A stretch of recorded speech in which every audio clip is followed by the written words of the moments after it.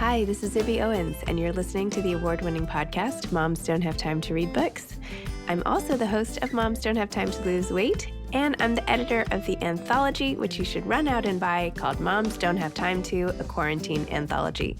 All proceeds of that book go to COVID-19 vaccine research. And I'm the editor-in-chief of Moms Don't Have Time to Write, a new publication on Medium, and we're accepting submissions, so please send your personal essays there. And if all that isn't enough, you can follow me on Instagram at Zibby Owens, and my website is zibbyowens.com. Okay, now back to this amazing podcast.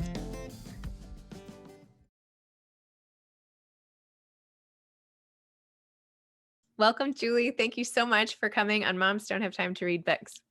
And thank you so much for having me. I'm really pleased to be here. Hold up your book because I saw a finished copy. It's so exciting. Yeah, it's finished, and it's they did such a nice job. It's like it's embossed and Spock lost and all kinds of stuff. Wow. So that's really exciting when you finally get one. I can't wait. Oh my gosh.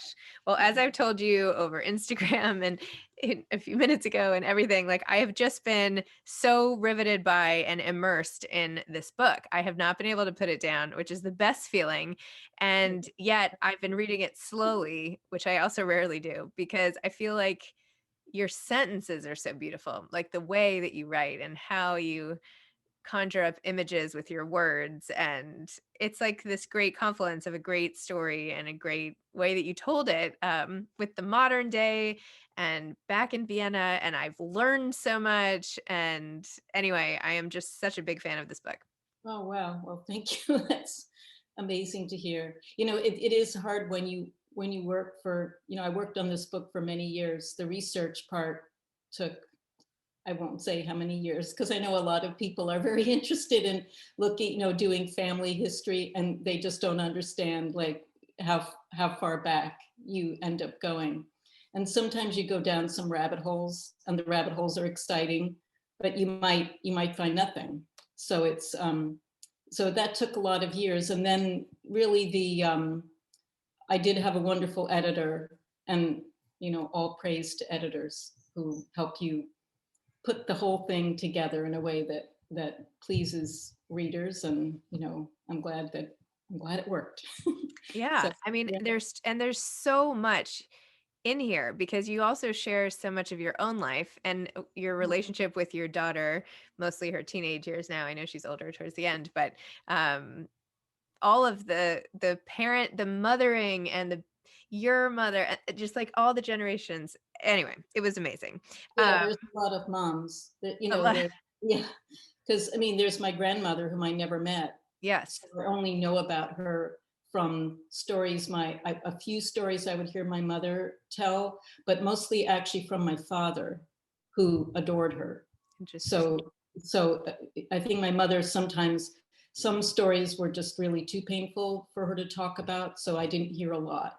But my dad just thought she was the most wonderful person. So he, that's sort of the way that I've learned about my grandmother, and also my grandfather, because my dad, when my parents were first married, they lived with my grandparents. Imagine. Yeah.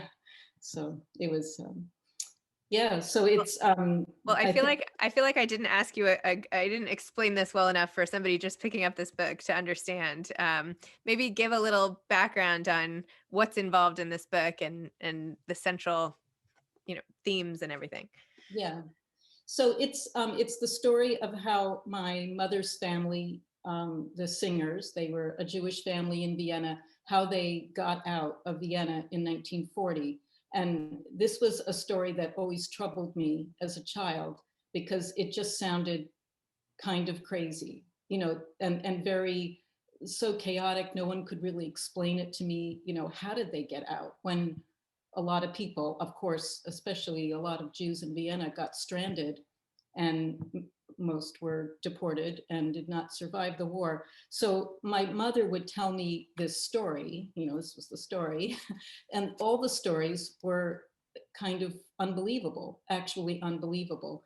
But one of the stories she would tell me was that what had saved her father's life was that he ran a factory that manufactured packaging for the pharmaceutical industry.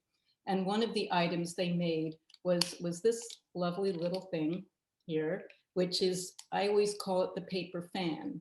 My mom described it for me when I was a kid, and I just couldn't get a visual. So I wasn't able to find out about what this thing actually was and what it looked like until I became connected through the wonderful world of the internet and serendipity to the person who is now occupying the space where my grandfather's factory was in Vienna. And so he is running his business there. And I think it really captured his interest too. So he just started doing all this research for me. And a lot of people helped me do this research. And I was just amazed actually by, if you just are open and you ask, maybe people will say yes and they'll help you. so he found this object, which is still being produced today for the homeopathic medicine industry. And they pop the medicine in these little channels and then fold each pouch separately. And that's how they dose it. And this was used, it was patented, I think, in about 1905. And it was very successful little product. And so when, even though pills were coming into use in the 1920s and 30s, they were still using this item.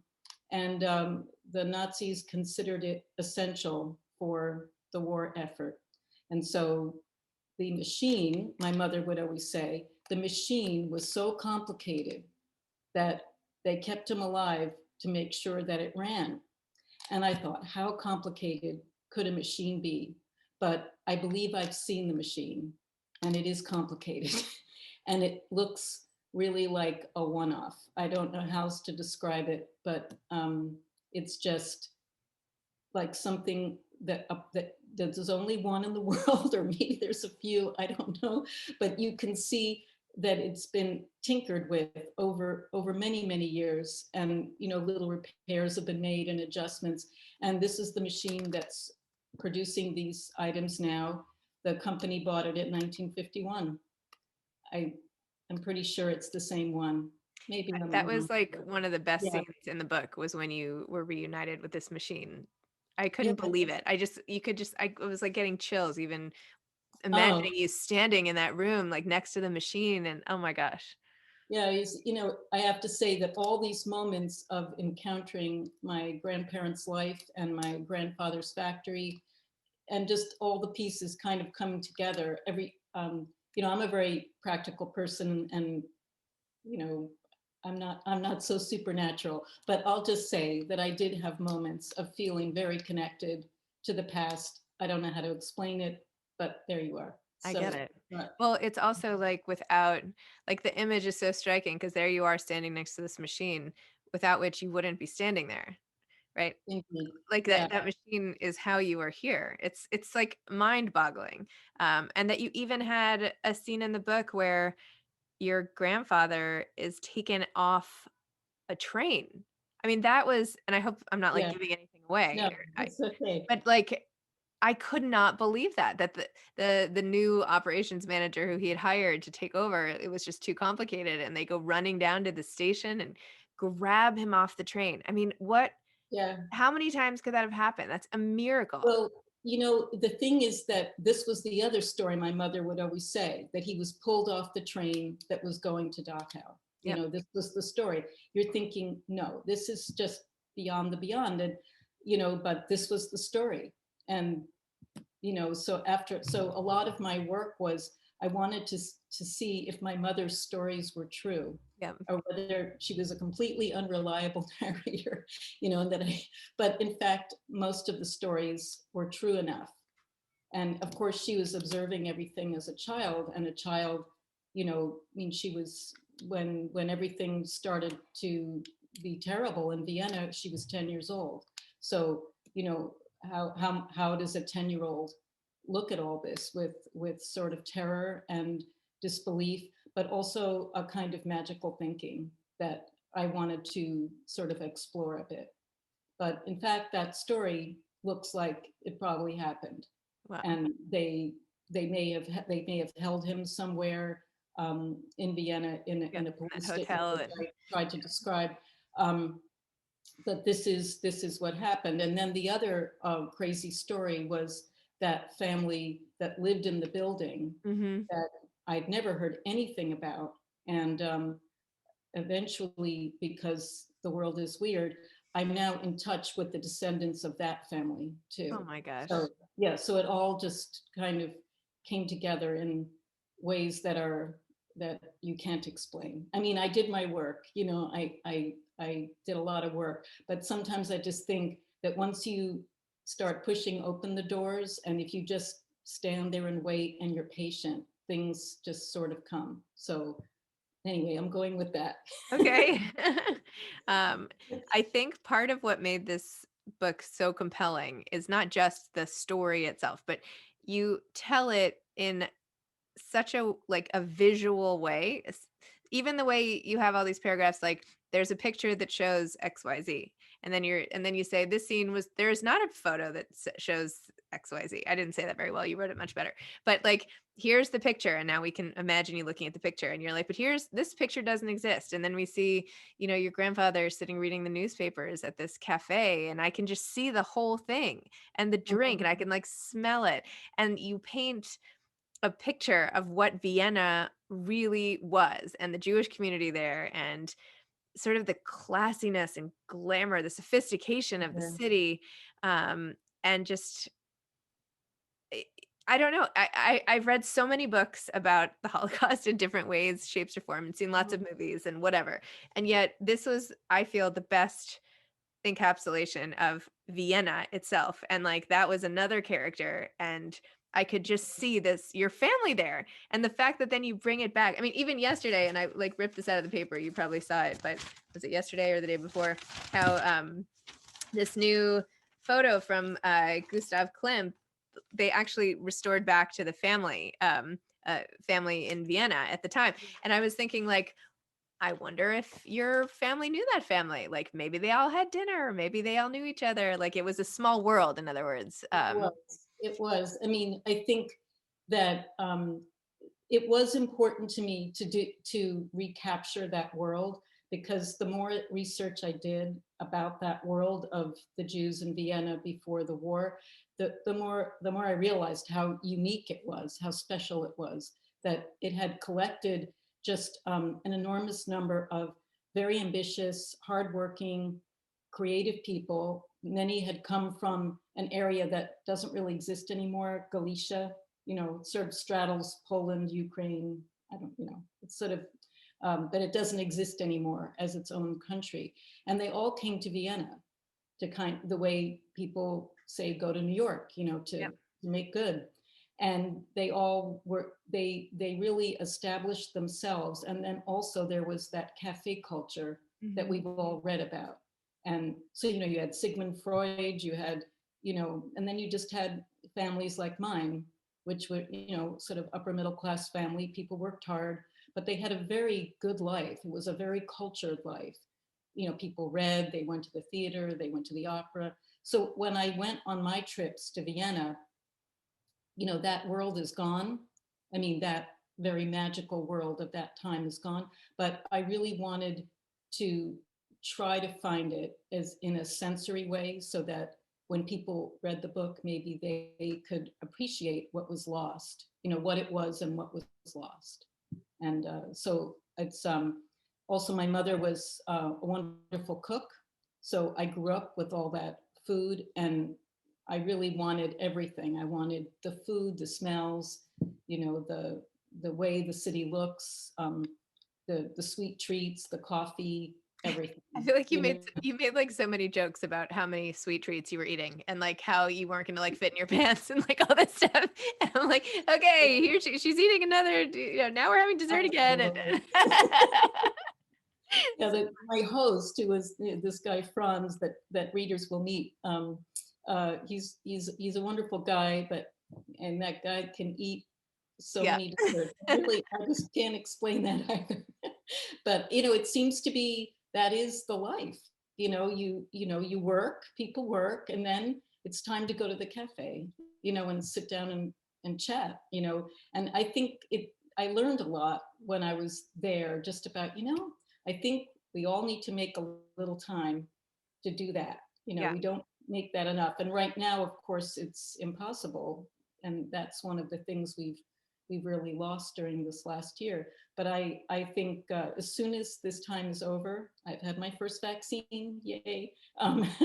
But as soon as we can all go out again, I really think it's so important to recapture that feeling of connection to our friends and our family. But I think that's what that time in Vienna was all about. It was, you know, um, I've often noticed it when you're in Europe, um, you know, people don't ask you what you do for a living, and you don't really ask them because you have other things to talk about.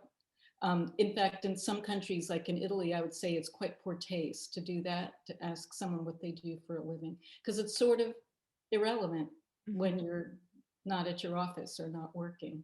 Right. So even the people that I spent so much time with, who I met as colleagues, they were helping me with my research. We didn't spend a lot of time talking about what they did for a living. We were there to go explore a thing and do that together, and that's what we did. So And then there were two other parts of the book that I just wanted to mention because they sort of stuck out. One is that you and your daughter like smoke pot together. yeah. I have like I don't know, maybe I mean I have not heard of moms and daughters doing that. I haven't read that in anywhere before. Tell me about that. Was that like a one-off or do you now do It it was a regularly? one-off. It was a It was one-off. a Yeah. one-off. Yeah.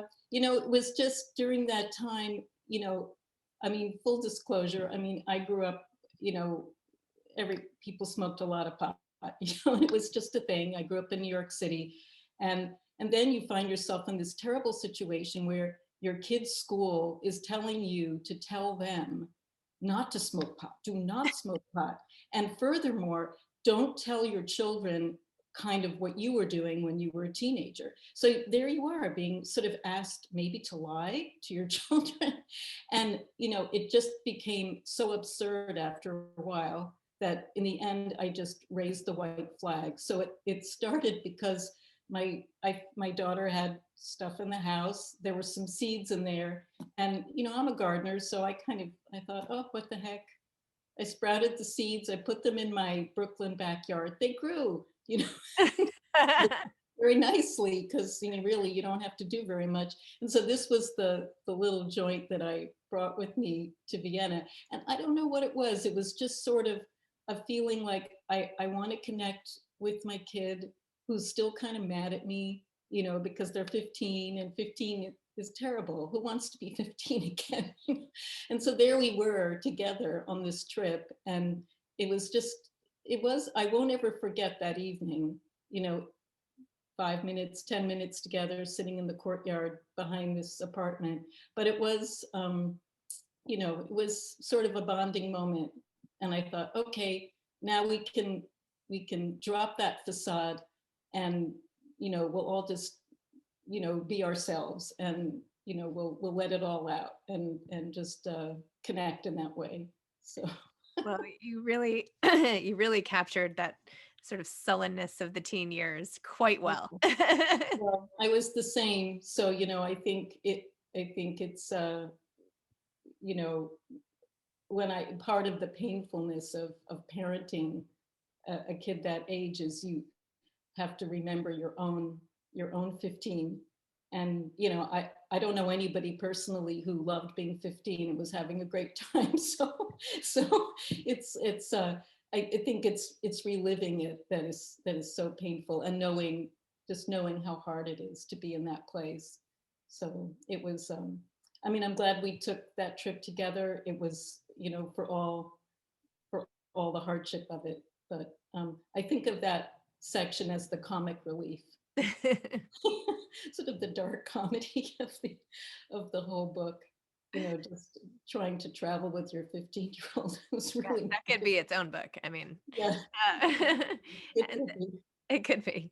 And I don't know if you're willing to discuss it at all, but there was the very traumatic part of what happened to you in the hotel when you were traveling. And I'll just leave it Yeah. vague like that to see if you want to share, and you don't have to, but Yeah, I mean, I think being on that trip, did, I hate to overuse that word triggering, but it did kind of bring up a lot of feelings. And it did bring back the memory of when I was raped when I was 20. And I was in the south of France staying at a dormitory with some friends. And I felt safe. I'd grown up in New York. I all kinds of weird and unpleasant things had happened to me. And then this happened. And what I would say is that I know so many women to whom this has happened, and when you're young, and it is an experience that there really is kind of a before and an after. You are changed, and it did change me. And I that doesn't mean that I didn't um, do things that might surprise you, such as travel alone. Um, the following summer, that was almost like I had to prove to myself that I could do that I could be by myself and independent and feel powerful. But it took me many years after that experience to really make sense of it and sort of understand that um, surviving that experience, however you did it, however you got through that experience. And I've heard all kinds of stories from other people who, also sort of had to talk their attacker out of the room the way that I did. Sometimes a weapon was involved. It's I think everyone, it changes you. But the reality is that if you talk to friends, it's so many of us. I mean, I honestly don't know a woman who has not had some kind of experience where they felt vulnerable and assaulted simply because you're female. So it's something that you carry it with you. It's a burden. I think the best that can happen really is that you make peace with it and find yourself. You find that you are powerful, you're a survivor, you did it, you're alive. And that's Wow. you know that's, I think, the best. Well, I'm very, very sorry that happened to you. And um, it's really amazing that you included it and are open about it. And I know that Yeah, undoubtedly help other women. So yeah, thank I hope so, because I think there's still, we see every day there's still so much silence around these issues. And I felt I had never written about it, but I thought, okay, I'm ready to do it now, and that I would put it out there so that I hope other people will feel that they can also talk about it. you. Wow. Um, well, do you have advice to aspiring authors? You must, after pulling this off. And no, seriously, this is a lot to weave into a book, and it's not even too long. You know what I mean? Like, it's very manageable in length, and yet there's so much information. What advice would you have? Well, I'm a very hard worker and I'm very disciplined, and I don't think anything can replace that. I really feel it's very important to sort of have faith. I think one of the things when you're writing a book is there's a long period of confusion. I mean, I don't know, maybe there's people, writers I don't know, who sit down and write beautiful paragraphs and it all makes sense and they figured out the structure and they just zip right through it. But I don't personally know any of those people, and I'm not that person. So for me, there's kind of a long period in the wilderness. And I think it's that period when you might give up, but you must never give up. Is you just have to keep on plugging away. For me, the best book I've ever read on writing, well, there's two. One is Anne Lamott's Bird by Bird, which is really just break it apart into small pieces, do the little pieces, you'll get there. And the other is my very well-worn copy of Danny Shapiro's, I don't think you can see it, yeah, Still Writing, which got left in the rain. But I kind of like it, I was reading it up in Maine last summer, and it got left outside. But I kind of like that it's gotten somewhere. But I think Danny's advice is very similar. You just have to keep doing small pieces, move forward, and don't give up. If you feel like you have a good idea, you probably do. Also, if you're scared about what you're doing, you're definitely onto a good thing. So I think the more sort of terror there is in that middle place where you're really not sure that this any of this is going to work or make sense, you can work with that. So it's Well, I they hope were, that's helpful. and Lamont and Danny were both on this podcast, and Okay. both did virtual book clubs, and is coming up, I think, in April. But yes, those are two of my favorite books too. So I'm glad you mentioned them. Yeah, they're really helpful too. They've been very helpful to me. The others is Stephen King's book on writing. I was waiting for Uh, you to say that. I thought yeah, actually that was what you were going to say first. yeah, that's a fabulous book, and I think his philosophy is the same. I mean, he writes in a genre that couldn't be more different. I mean, I'm never going to write a horror novel, and he's a wonderful writer, really, very, very skilled. So such skilled storytelling, but his work ethic um, and just the way his commitment is really kind of what it's all about. That it's, but I feel like it with writing a book, it's really what you put in, you will get back.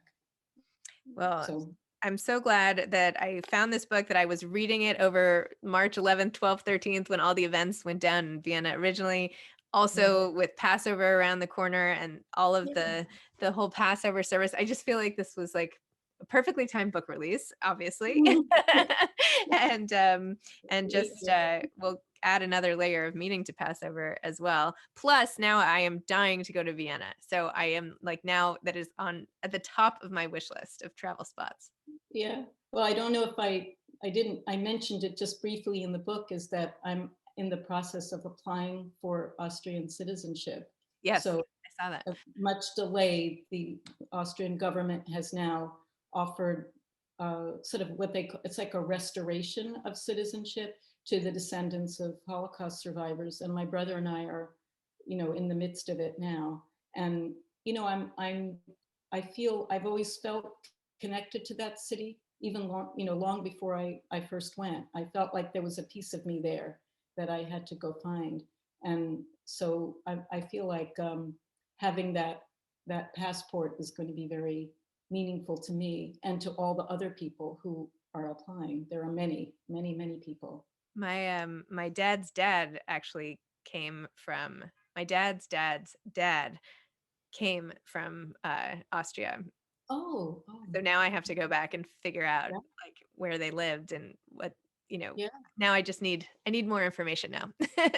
Well, we can talk Yeah. about that because I Yeah. know where to go. Yeah. Okay.